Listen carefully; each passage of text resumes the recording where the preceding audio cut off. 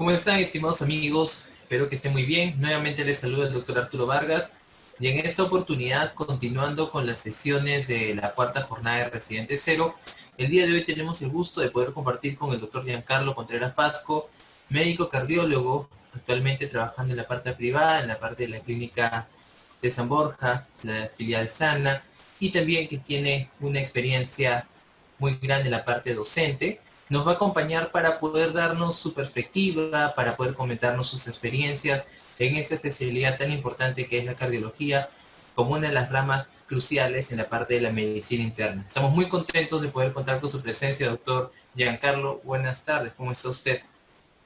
Muy buenas tardes, Arturo. Gracias por la invitación. Gracias a Villamedic. Y buenas tardes a los chicos que están el día de hoy acá con nosotros. No, gracias a usted, doctor, por acompañarnos. Estamos seguros que con la experiencia que usted tiene y con todos los consejos que nos va a dar, las personas que están motivados para seguir esta especialidad van a afianzar aún más las ganas de justamente continuar en este camino. Así que, Estoy seguro que sí. gracias, doctor. Aquí está su presentación. Bien. Buenas tardes a todos. Mi nombre es Giancarlo Contreras, como ya les había dicho el doctor Arturo.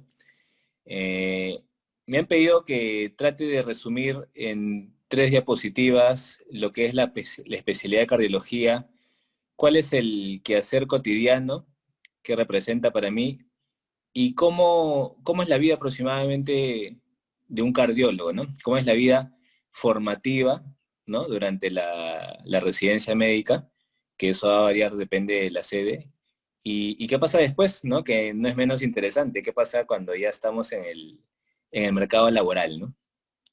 Entonces, en la especialidad de cardiología vamos a tratar personas con diversas patologías que va a variar según si estamos en un ambiente hospitalario o si estamos en un ambiente ambulatorio, ¿no? En el ambiente hospitalario, las patologías más comunes son pues la insuficiencia cardíaca, el infarto agudo de miocardio, las arritmias cardíacas, de las cuales hay las benignas, por llamarlas de alguna manera, las auriculares, y las no tan benignas, que son las arritmias ventriculares, ¿no?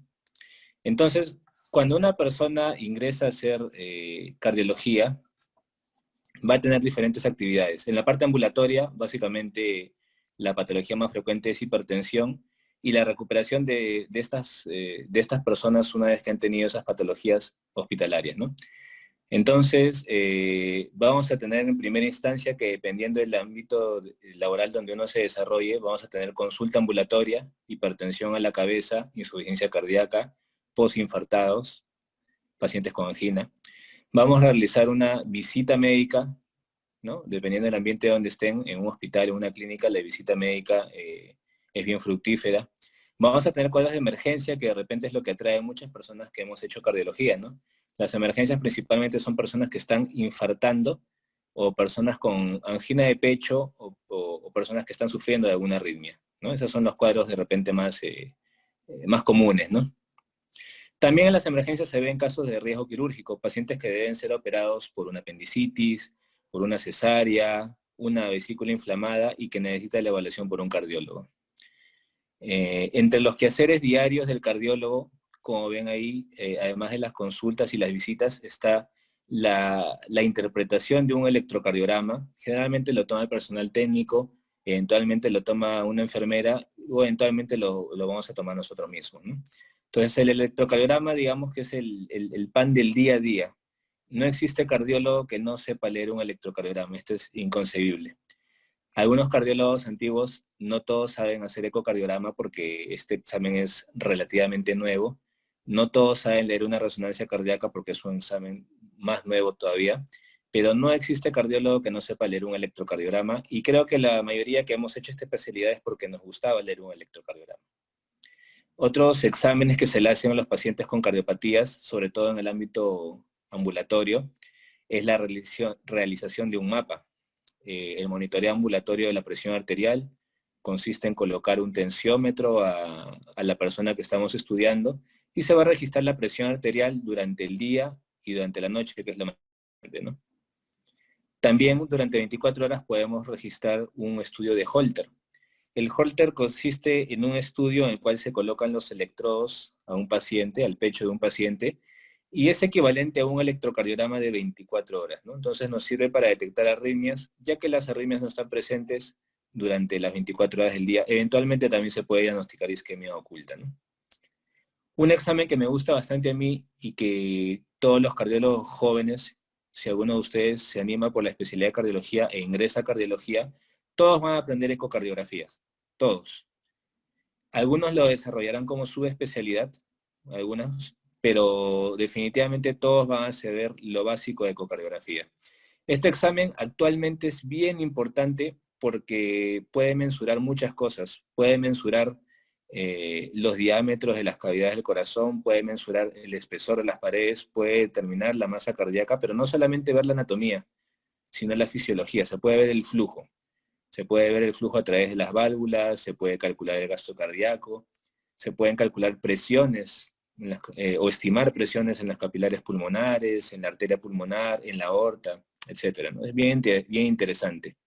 Entonces, actualmente todos los cardiólogos saben leer, los jóvenes saben leer un electro y saben hacer un ecocardiograma. Algunos lo harán como subespecialidad. Se pueden hacer procedimientos invasivos para los que les gusta esto. La cardiología clínica de verdad es una de las especialidades, creo yo, más invasivas que existe. Pueden ser pues, procedimientos relativamente invasivos o muy invasivos como un cateterismo cardíaco, ¿no? Actualmente, cuando una persona se infarta, generalmente se trata con un cateterismo, ¿no? O cuando una persona está con riesgo de infartarse porque tiene un ateroma severo, con una obstrucción severa en una arteria coronaria, ya no se va a bypass como antes, se trata con un cateterismo cardíaco. Hoy por hoy, muchas enfermedades valvulares, la más común de ellas, que es la estenosis valvular aórtica, se trata con un cateterismo cardíaco. O sea, se reemplaza la válvula aórtica con un cateterismo y no necesariamente ya se va a una cirugía que, como saben, es más cruento. La cirugía sigue siendo importante, pero la mayoría de los casos, sobre todo los severos y los moderados, se puede solucionar con cateterismo cardíaco. Me refiero a riesgo quirúrgico severo o moderado.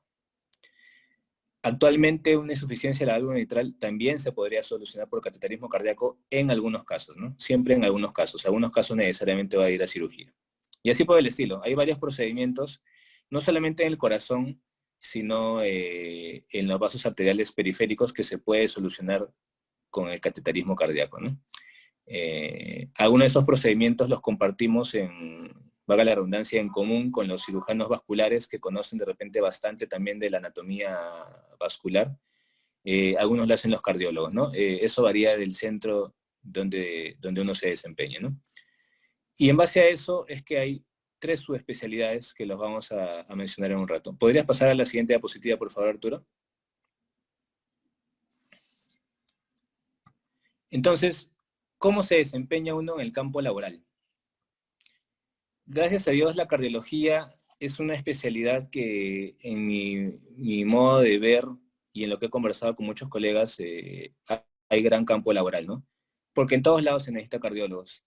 Puede haber cardiólogos en un hospital, en una clínica, en un centro médico, como dice ahí. Casualmente yo trabajo en una clínica y en un centro médico. No he tenido la suerte todavía de entrar a un hospital. Consultorios privados. Un cardiólogo se puede desempeñar también en investigación farmacológica. De repente, una de las especialidades que hace más investigación farmacológica para los que les gusta es la cardiología, ¿no? Hoy por hoy hay bastante desarrollo de fármacos antihipertensivos, bastante desarrollo de fármacos para el síndrome coronario agudo, para el síndrome coronario crónico, para la falla cardíaca, y cada vez van saliendo nuevos fármacos que mejoran en algo la sobrevida o la sintomatología del paciente, ¿no? Entonces, lógicamente, la investigación final, los estudios de fase 2 y 3, lo van a realizar cardiólogos, ¿no? Y es una aplicación bastante interesante, ¿no? El aplicar lo que tú sabes, aplicarlo en un estudio para generar un conocimiento nuevo, ¿no? Y hay algunos cardiólogos que se dedican netamente a esa área, inclusive. Respecto al campo laboral, les podría decir que el campo es grande. Lima, ustedes saben que está saturado de médicos, recontra saturado de médicos, pero aún así siempre hay hospitales que necesitan cardiólogos. De repente es una especialidad más requerida que muchas otras, todas antes, pero hay bastante trabajo para cardiólogo. ¿Por qué? Porque en Perú una de las enfermedades más comunes en Perú y en otras del mundo es la hipertensión, ¿no? En otros países la hipertensión lo suele manejar medicina interna o nefrología. En Perú se confía más en que lo hagan los cardiólogos. Entonces, viéndolo por ese punto de vista, hay bastante campo laboral. En una clínica en Lima, de repente un poco menos, pero lo hay. En provincias, de verdad, hay poca cantidad de cardiólogos hasta donde conozco en la mayoría de provincias. La mayoría de mis amigos se han ido por allá porque el campo es bastante atractivo. ¿Y por qué no pensar también en emigrar a otro país? También tengo muchos amigos que hicieron la especialidad en Perú, se fueron a hacer la subespecialidad en otro país y algunos de ellos se quedaron, ¿no? Entonces, creo yo que el campo de cardiología respecto a la parte laboral es bastante satisfactoria. Recalco, ¿no? Lima está lleno de médicos, está lleno de especialistas, es cierto, pero cardiología me parece una especialidad que es relativamente más fácil de encontrar trabajo que otras, ¿sí? Hay que analizar también ese punto. ¿Podrías pasar a la siguiente diapositiva, por favor? Déjame ver la pregunta, dice... la capacitación. Este es bastante interesante. La cardiología de verdad es una especialidad que se está en permanente capacitación, ¿ya? En permanente capacitación, de verdad. Y eso es gracias a que la Sociedad de Cardiología de verdad se mueve bastante en coordinación con otras entidades internacionales, nacionales, el Colegio Médico, el auspicio de varios laboratorios, ¿no? Entonces, durante la residencia va a depender de dónde hagan la sede. Hay sedes que son más académicas que otras, pero de verdad tengo amigos en cada sede docente. Yo me formé en el Revaliati, tengo amigos en el Almenara, en el Loaiza, en el Carrión tengo bastantes grandes amigos, donde hice una pequeña pasantía inclusive una vez, el INCOR, y en todos hacen actividad académica, en todas las sedes hacen actividad académica. Ese es dentro de tu misma sede con tu servicio. Pero además de eso, la Sociedad de Cardiología también organiza varios cursos. Para empezar está el Congreso de Cardiología, que es cada 2 años, que es un gran evento, generalmente es en el Hotel Sheraton, donde vienen ponentes internacionales y nacionales también. Muy grande, dura 3 días generalmente. Hay cursos, el curso consultor, que generalmente se desarrollaba en ICA hasta la pandemia. Cursos de cardiología siempre hay en el Perú, y en el extranjero también hay cursos que eventualmente uno tiene la oportunidad de ir, ¿no? Hace poquito fue el Congreso Americano de Cardiología, tuve la suerte de estar ahí en Filadelfia, y así como ese hay varios, nacionales e internacionales, de verdad hay bastante capacitación al respecto. Y ahora que estamos en la época de la pandemia, la capacitación virtual, no saben, hay por lo menos 3 o 4 charlas por semana, entonces hay bastante capacitación. Después hay pasantías internacionales. Todos los años hay un concurso nacional de los residentes de cardiología, todos los años y es a nivel nacional. Generalmente participan entre 20 y 30 hospitales del Perú, y el premio es una pasantía en Texas, en el Hospital St. Luke's, en el Texas Heart Institute se llama. Entonces el primer puesto se suele ir a Texas, el segundo puesto se suele ir a un instituto colombiano que también es muy bueno, y nada, totalmente pagado, ¿no? Entonces ese es el primer y segundo puesto. Entonces todos los años ese concurso. El año que me tocó participar a mí y tuve la suerte de ganar fue el año 2013. En esa época era el curso número 25, así que ahora deben estar pues 7 años más en el curso número 32, ¿no? Entonces viajas totalmente gratuito. Esa es una coordinación que se ha hecho entre la Sociedad de Cardiología y un cardiólogo peruano que justo trabaja en ese hospital, ¿no? Entonces capacitación hay bastante, tanto en el pregrado como en el posgrado. Déjame ver la diapositiva si no se me está escapando algún punto. En las subespecialidades. Una vez que uno termina los 3 o 4 años de cardiología, dependiendo de la universidad a la que postuló, es cardiólogo clínico. Todos somos cardiólogos clínicos. Algunos desean hacer una subespecialidad, y en cardiología hay 3 subespecialidades fundamentalmente. En otros países hay más inclusive. Ojo, las 3 subespecialidades básicas que la obtiene un peruano en realidad tampoco se desarrollan acá en Perú. Ahí sí tiene uno que viajar fuera, ¿no? La especialidad de hemodinámica, que es donde se hacen los cateterismos cardíacos, como les digo, para hacer angioplastías cuando una arteria coronaria está obstruida, sea agudamente o crónicamente, y donde se hace esta colocación de implantes de válvulas. Después está la subespecialidad de electrofisiología, que son los cardiólogos que se especializan en el estudio de las arritmias cardíacas. Son los que ponen marcapasos, por ejemplo, son los que, son los que tratan mejor las arritmias, son los que ponen cardiodefibriladores cuando la persona lo requiere, sobre todo en los pacientes que tienen falla cardíaca muy baja, con riesgo de arritmias ventriculares. Esa es la especialidad de ellos. Y tenemos la tercera imagen bastante atractiva últimamente, que es la especialidad de imágenes cardíacas, ¿no?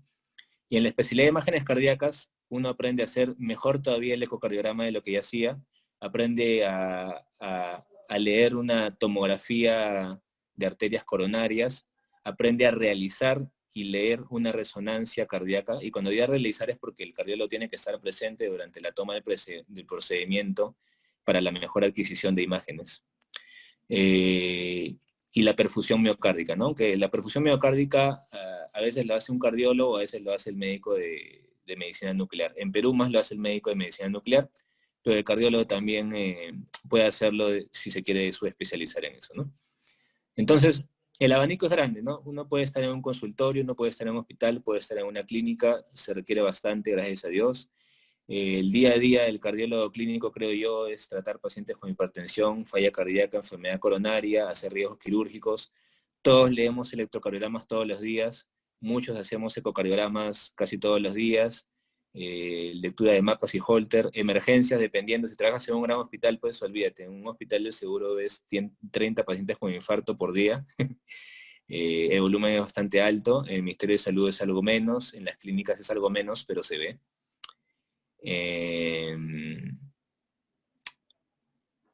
Y bueno, creo que eso es todo lo que le tenía que transmitir a Arturo, salvo que tú tengas alguna pregunta adicional para hacerme, creo que es lo que quería transmitir acerca de mi especialidad el día de hoy, ¿no?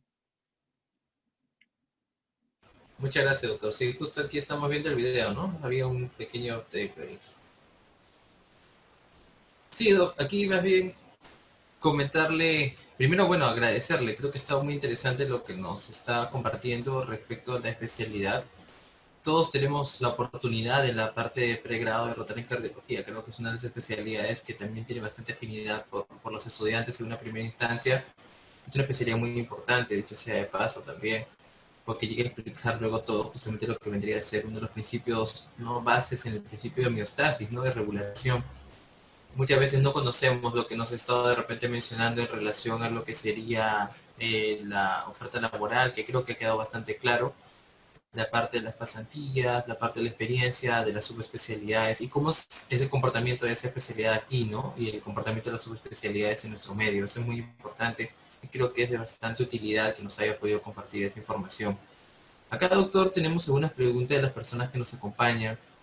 Espero que nos pueda ayudar respecto a su perspectiva. Una de ellas está asociado justamente a la coyuntura que estamos viviendo y el hecho de poder realizar la especialidad.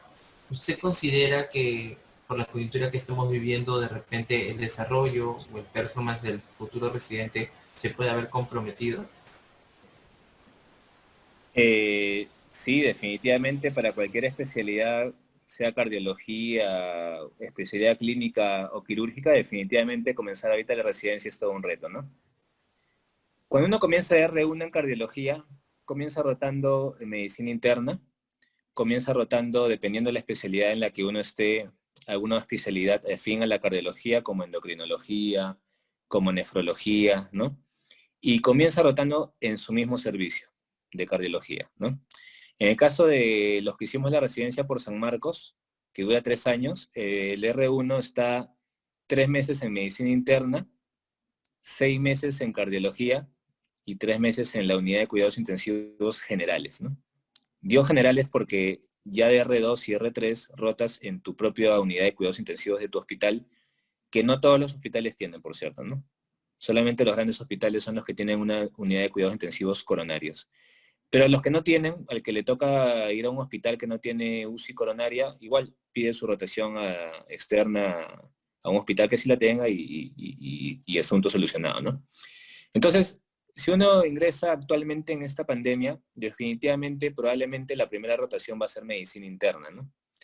Entonces la primera rotación va a ser medicina interna. Pienso que esos 3 meses de medicina interna no se van a desaprovechar, pero por supuesto que va a estar probablemente más abocado a lo que es el tratamiento de una infección por COVID, ¿no? Ahora, ¿cuál sería el lado positivo? ¿Cuál sería el lado positivo de esta pandemia, digamos, ¿no?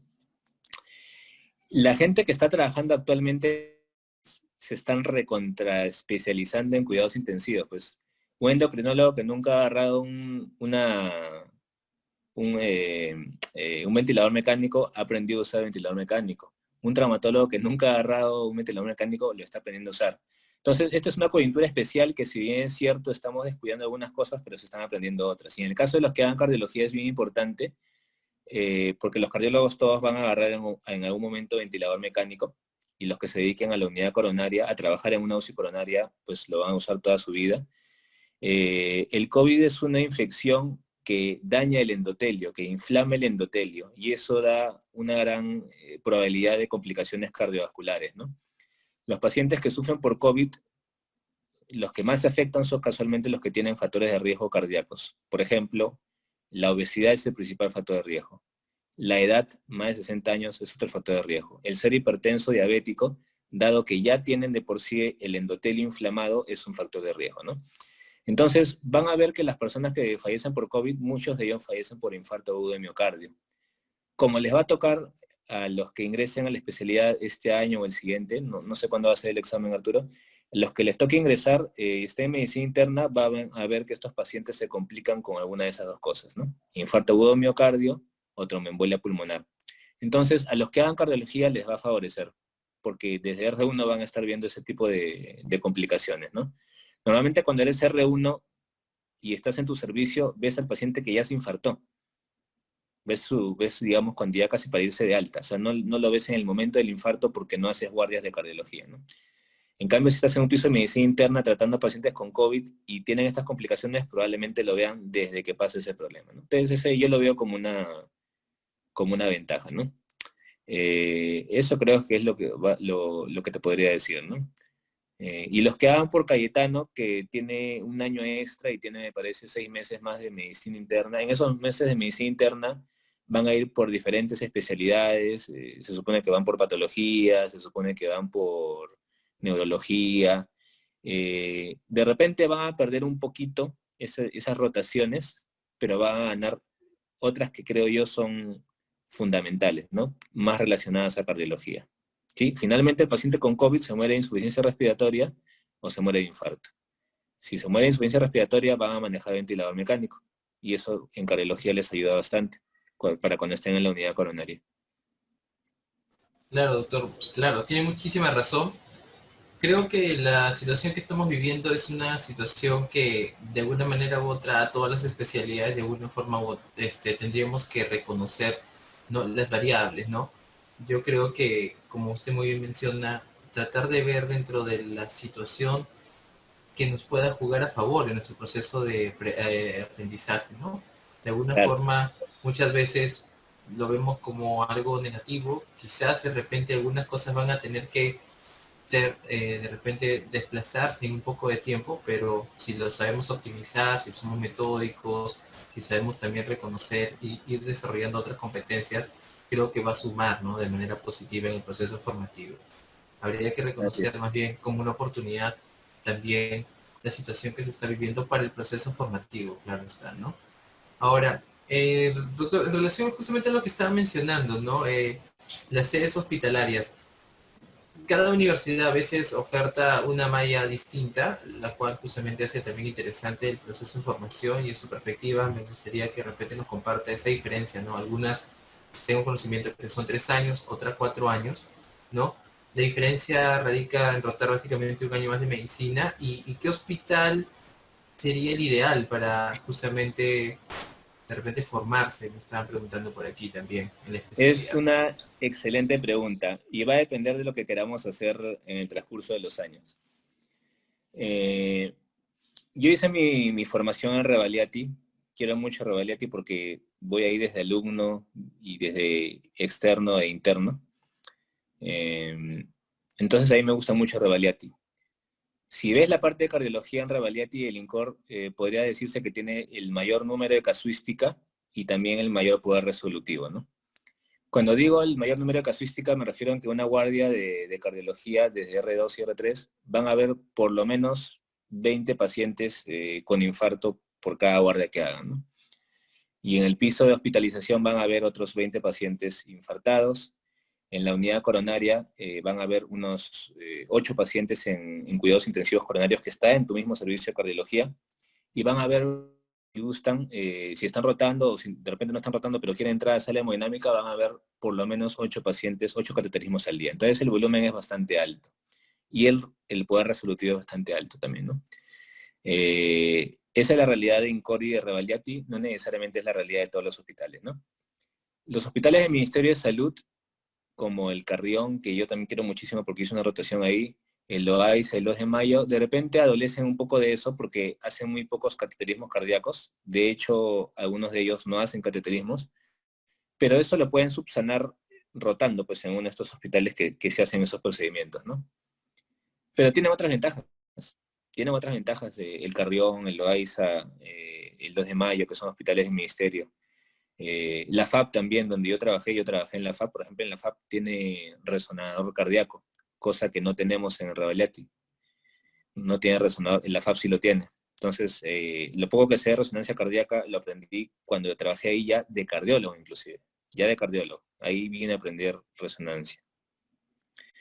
Los hospitales del ministerio tienen la ventaja de que ven la patología más frecuente. O sea, en el Cardión, por ejemplo, el día a día es colocar un mapa, porque a veces un hospital grande como el Revalidati es tan especializado que no ves lo más básico. Yo aprendí a leer un mapa ya prácticamente al final de mi carrera. No es muy difícil, pero igual tienes que aprenderlo, tienes que interpretarlo adecuadamente, ¿no? Entonces, esas patologías más comunes como hacer un mapa, como hacer una ecografía Doppler a las venas o a las arterias, que no aprendes en los hospitales grandes, lo aprendes en los hospitales, entre comillas, chicos, ¿no? En los hospitales que no tienen esa capacidad resolutiva que tienen los grandes hospitales, ¿no? Entonces, todo se complementa.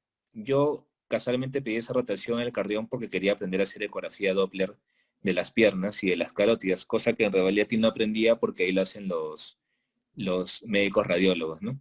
Entonces, hay tanta chamba de cardiología en cuanto a infartos que no se aprende a hacer lo otro, y eso sí lo aprendes en hospitales como el Carrión, como el 2 de Mayo, el Loaiza, ¿no? Entonces, si te toca una sede como estas, la patología básica la vas a aprender a tu sede, en esa sede, y lo que se tenga que aprender en otra sede, pues pides tu rotación. O sea, todo se complementa, ¿no? O en mi caso es al revés, ¿no? Yo de Revalidati migré al Carrión porque quería aprender la patología básica, ¿no? Entonces, al final, todas las sedes son buenas, todas tienen sus pros y sus contras, pero si lo que quieren es volumen, casuística y poder resolutivo, definitivamente el INCOR y el Revalidati son los que tienen mayor casuística y poder resolutivo, ¿no? Y capacidad de decisión del residente, ¿no? El residente tiene, sobre todo en Revalidati, el residente tiene bastante capacidad de decisión. Imagino que es así en todas las sedes, pero en Revalidati hay mucho más poder de decisión, ¿no? Hay bastantes procedimientos, todos van a poner marcapasos transitorios, un montón, marcapasos definitivos van a ayudar al especialista también bastante, por lo menos creo que son 4 o 5 meses en los 3 años. Cateterismos, olvídate, 8 cateterismos por día, cuando te toca rotación hemodinámica, imagínate, pues terminas la rotación con un montón de cateterismos.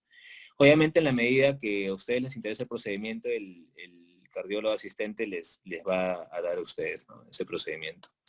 En ese sentido, yo les diría que no hay sede mala, no hay sede mala. Cardiología se caracteriza por ser una especialidad bien unida en las sedes.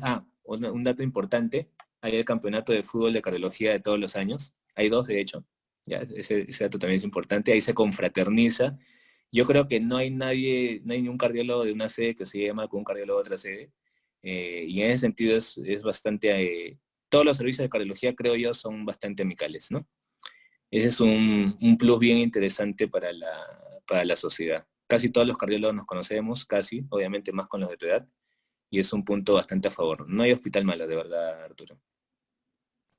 No, sí, Doc, tiene mucha razón. Creo que al final la elección que uno hace siempre tiene que ir en relación al interés, ¿no? Cada sede hospitalaria tiene una fortaleza y creo que habría que hacer siempre una investigación en relación a la misma, ¿no?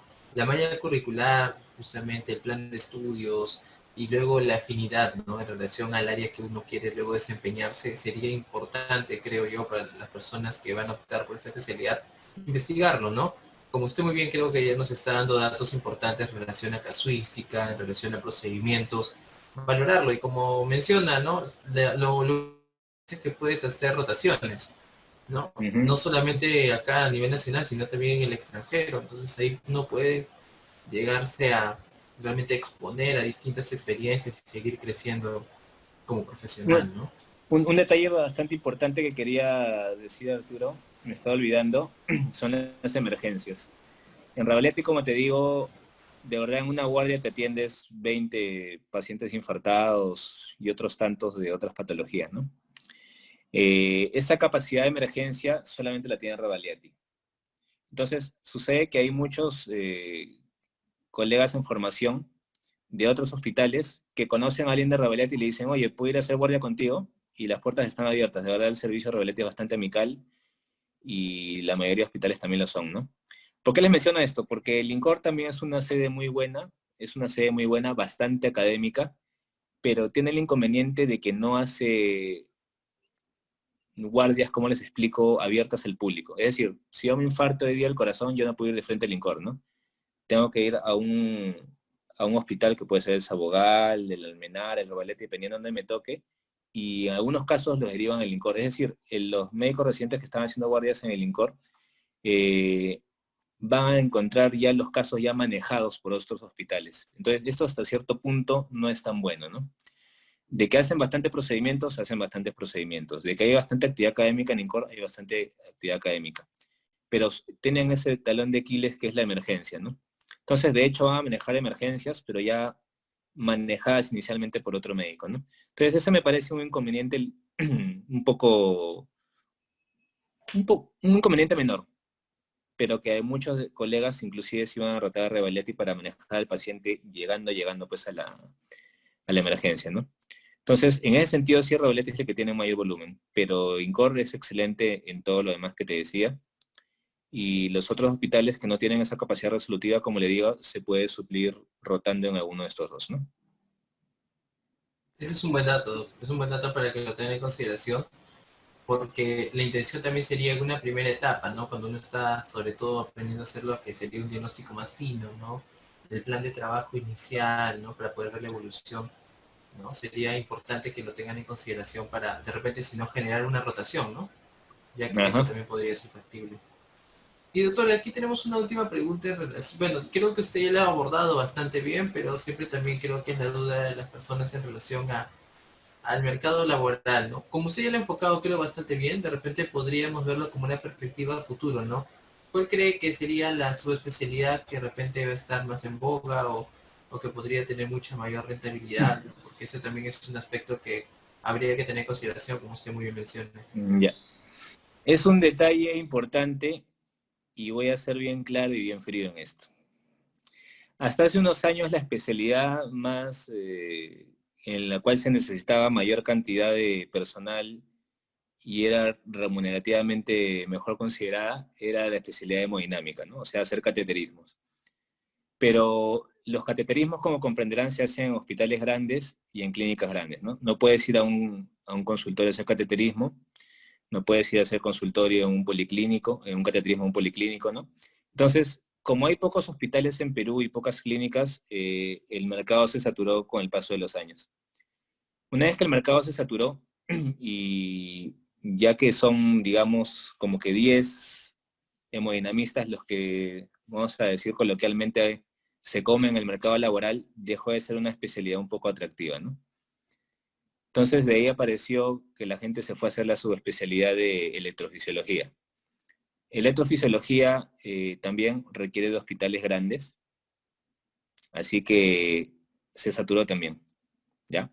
Este es el mercado laboral en Lima. En provincias sé que hay muchas provincias que solamente tienen un hemodinamista o ninguno, y por lo tanto muchos cardiólogos actualmente están pensando en migrar a otras provincias o a otro país. Recientemente en boga está la especialidad de imágenes, que es la que me gusta a mí. No he tenido todavía la oportunidad de hacerla. Eh, la especialidad de imágenes es una especialidad que hay muy pocos especialistas actualmente. Deben haber, no sé, pues en el peor de los casos, exagerando, 10 cardiólogos especialistas en esto. Así que es bastante atractiva en cuanto a mercado laboral, aunque de repente no es remunerativamente tan atractiva como las dos primeras, ¿no? No quiere decir que se le pague mal a un especialista, a un subespecialista, pero con las otras dos, si hablamos del punto de vista remunerativo, es bastante más atractivo, ¿no? Laboral, hay bastante campo ahorita para la parte de imágenes. Y en el futuro se menciona que todo médico que haga un ecocardiograma debería tener una subespecialidad en imágenes. Yo no la tengo, por ejemplo, y de verdad yo vivo de los ecocardiogramas, así que en el momento la tendré que hacer. Entonces es una subespecialidad casi obligada para aquel que quiera hacer un ecocardiograma, y obviamente si quieres interpretar una resonancia y una tomografía también es casi obligada, ¿no? Esa es la realidad en Lima. En provincias, como les explico, hay bastante campo laboral todavía, y por qué no pensarlo, también muchas personas migran, ¿no? Gracias, doctor. Creo que con esta información es la perspectiva, ¿no? Queda mucho más amplia para que al momento de que los futuros residentes del área de cardiología puedan justamente, ¿no? Investigar bastante lo que vendría a ser un plan, ¿no? Una malla que se adecue a lo que están buscando, generar rotaciones que también les sean, ¿no? Acorde a lo que también les gusta, ¿no? En la parte de la subespecialidad que están muy bien mencionando, y pensar, ¿no? A futuro, con estos tips que nos está dando, creo que va a ser crucial y muy Le, importante. le voy a decir algo que me dijo mi jefe de servicio en su momento, o sea, mi ex jefe cuando hice la especialidad, y que en su momento me sonó medio chocante, medio hiriente, pero que es la verdad y no es tan malo en realidad. Yo me acuerdo que el doctor, jefe de nuestro servicio, me decía, al final cuando ustedes salgan de residentes, pasen de R3 o R4 al D1 que le dicen, pero que no es D1 porque de verdad rápidamente uno se ocupa. Van a vivir de hacer pruebas de esfuerzo, van a vivir de hacer mapas, van a vivir de hacer riesgos quirúrgicos. Es un poquito chocante porque los que hicimos en un hospital grande, pues estás acostumbrado a ver infartos, estás acostumbrado a entregar cateterismo, estás acostumbrado a poner catéteres venosos centrales, cosas así, ¿no? Entonces, salir al mercado laboral y toparte con que la mayoría de cosas es prueba de esfuerzo, la mayoría de cosas es mapas que encima no te enseñan en el hospital, como que choca un poco, ¿no? Pero no es tan malo, no es tan malo porque todo suma, ¿no? En la práctica hospitalaria, lógicamente el sueldo es el mismo para todos, pero en las prácticas privadas, mientras más procedimientos de estos chiquitos que haces, que son rápidos, pues se percibe un poco más, ¿no? Entonces, la realidad es esa. Al final, cuando uno empieza de cardiólogo, entra a un hospital chiquito, a un centro clínico pequeño, a un hospital de solidaridad y comienza a hacer estos mapas, estos holters, estos ecos, y así hasta que tiene la oportunidad de entrar a un hospital grande, ¿no? Así se empieza y de pronto terminas un buen día de hemodinamista o de electrofisiólogo, hacer una rotación en otro país, una pasantía, una subespecialidad, un máster, qué sé yo, ¿no? Pero así se empieza, con esos procedimientos entre comillas menores, ¿no? No, gracias, doctor. Gracias por esas sugerencias, por también darnos una perspectiva que creo todos los que están escuchando esta entrevista definitivamente les va, como les repetí hace un ratito, ayudar a que puedan investigar, ¿no? Investigar sobre todo cuando ya empiecen lo que vendría a ser la especialidad, sobre rotaciones, sobre qué competencias tendrían que alcanzar, si es que te vas a dedicar más a imágenes o a la parte de hemodinamia o a la parte de electrofisiología, ¿no?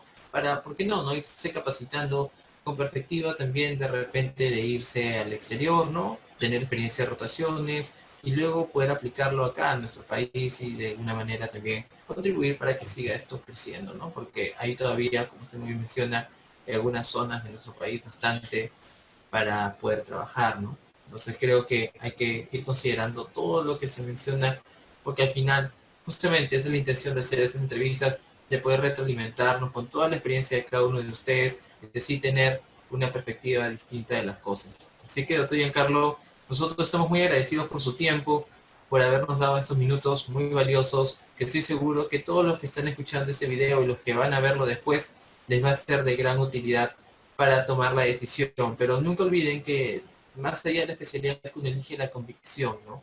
La convicción, la motivación por la cual uno la elija tiene que ser algo que sea realmente principal para que a partir del mismo se vea y se pueda palpar en cada uno de los actos o hechos que van a ir ejecutando a lo largo de la especialidad, ¿no? Porque al final recuerden que esto es lo que van a hacer toda su vida. Entonces tiene que existir realmente un gusto por lo que van a elegir, tiene que valorar todo lo que vendría a ser las distintas variables, pero la disciplina y la motivación tienen que estar siempre a tope, ¿no? Así que, doctor Giancarlo, le agradecemos mucho su tiempo, agradecemos mucho el hecho de que nos haya podido brindar, esperemos que nos vamos a encontrar pronto. Gracias, Arturo. Saludos a todos. Muchas gracias, doctor. Así que con ustedes, estimados amigos, recuerden que acá por las redes de Villamedic ustedes van a seguir encontrando distintas charlas, ¿no? A las distintas especialidades para que ustedes puedan escuchar y de esa forma puedan seguir afianzando e investigando lo que vendría a ser su futura elección a la especialidad médica. Así que será hasta la próxima oportunidad. Cuídense mucho. Hasta luego. Buenas noches.